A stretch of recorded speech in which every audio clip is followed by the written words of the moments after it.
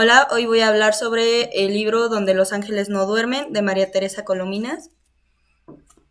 Este libro habla sobre Matthew Denver, que es un abogado invidente que crece en un núcleo familiar rodeado de abogados, de fiscales. Entonces, para ellos, la justicia es lo primordial. El ser los más correctos que puedan es lo mejor.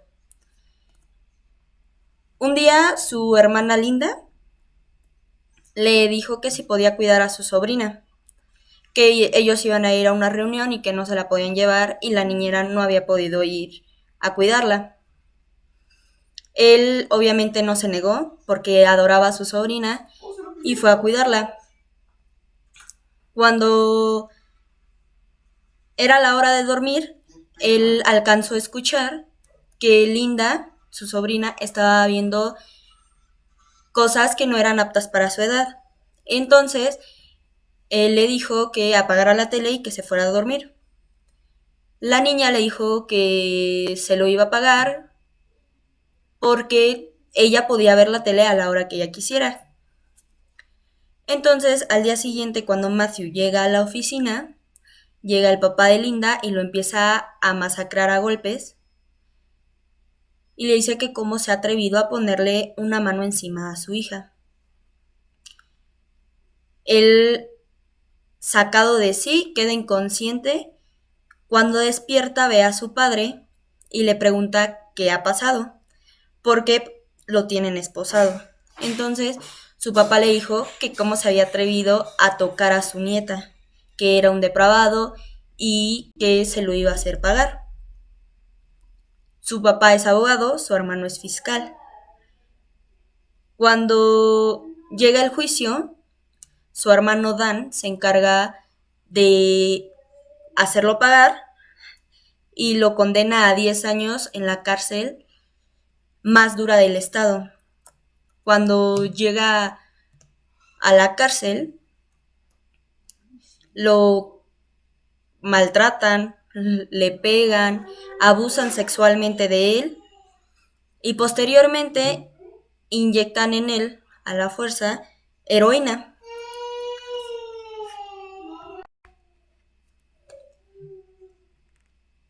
Y entonces él empieza a darse cuenta de que es muy satisfactorio y empieza a vender su cuerpo dentro de la cárcel para obtener un poco de heroína.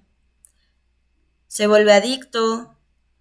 Cuando cumple todos los años de su condena, sale, pero pues esa adicción sigue y no se atreve a buscar a su mamá, ni a su papá, ni a su hermano porque ellos nunca se pararon en la cárcel para ir a verlo.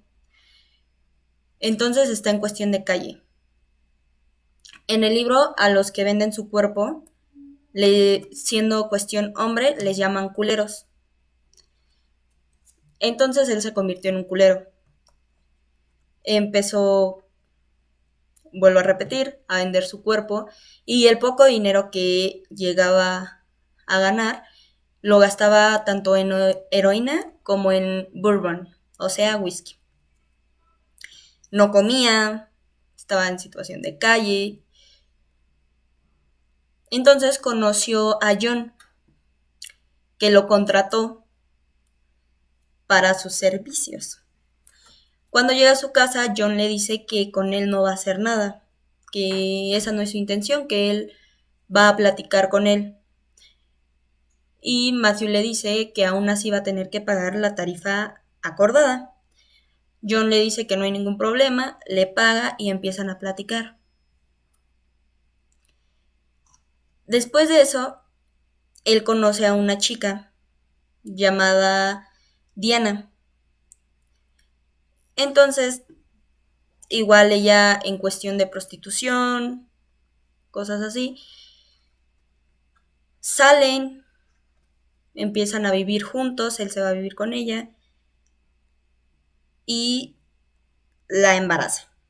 Queda embarazada, pero se sigue viendo con John, del cual disfruta mucho su compañía. John le seguía pagando sin tener ningún acercamiento sexual. Entonces, John resulta ser el mejor amigo de Dan. Pero por ciertas cuestiones, Matthew, cuando todavía vivía en su casa, no lo pudo conocer porque John se la pasaba viajando muchísimo y no vivían en la misma ciudad. Entonces, cuando Diana queda embarazada, John le dice que le va a ayudar, que le va a dar dinero para que cuide de su hija. Entonces, después de pasar más o menos un año, John intentó que Matthew dejara la heroína, que dejara de tomar. Diana intentó lo mismo y se pudo recuperar por un pequeño tiempo, pero volvió a caer y volvió a ser culero. Una de las historias que más me marcó fue cuando tuvo que tener relaciones sexuales con un perro para poder cobrar lo que había dicho. Entonces, te das cuenta de hasta dónde puede llegar una persona por una adicción. Pero bueno, John se entera de que Matthew es hermano de su mejor amigo Dan y empieza a convencer a Matthew para que hable con él, para que hable con su papá, para que hable con su mamá, porque su mamá estaba muriendo de cáncer. Y Matthew le dice que no, que ellos le dijeron que no querían volver a verlo jamás en su vida. Y pues ya se respetó la decisión, pero John no se pudo contener y le contó a Dan sobre la situación. A esto ya había pasado bastante tiempo, como un año, y ya había nacido la niña, pero Diana murió en el parto. Entonces Matthew se quedó con la niña. Empezó a cambiar por la niña, a querer ser mejor por ella. Deja otra vez las drogas.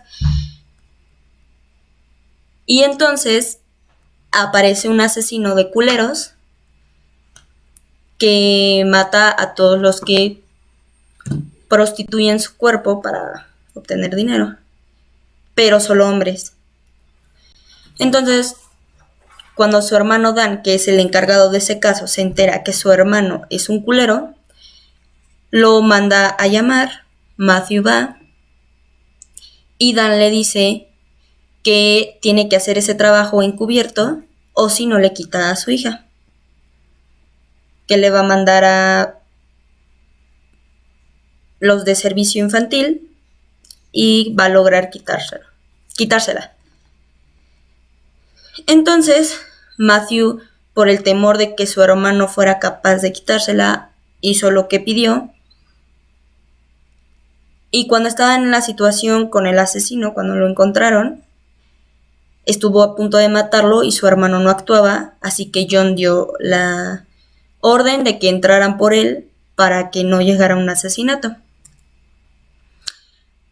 Agarran al asesino, sacan a Matthew y entonces Dan le dice que no le va a quitar a su hija, o sea, bueno, no le va a mandar a los de servicio infantil, pero que se la dé, que él la adopta, que él la cuida, porque no se merece sufrir con él, porque es su sangre y que él no va a dejar que ella esté sufriendo o esté viviendo con un culero.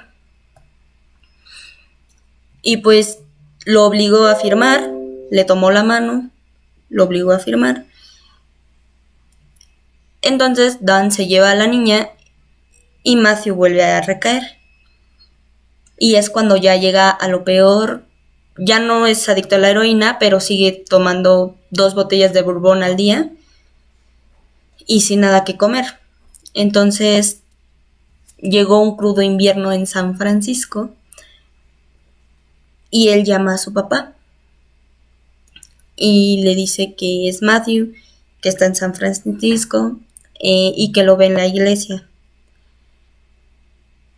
La impresión de su papá era tanta de no reconocer a su hijo cuando llegó, de que estuviera tan sucio, de que estuviera tan descuidado, que se quedó sorprendido y se derrumbó ahí mismo. Después de una semana de cuidado, Matthew falleció.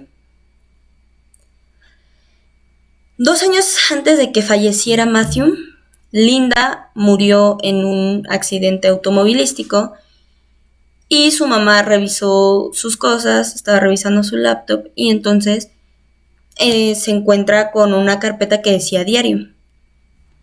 Ahí empezó a leerlo y se dio cuenta, porque relata la niña, que lo que había dicho de que Matthew había abusado sexualmente de ella era mentira, que eso lo había visto en la tele y como él no lo había dejado ver hasta tarde la televisión, pues se le hizo gracioso, se le hizo como una forma de venganza el decirle eso a sus papás y callarse por miedo a que la fueran a regañar.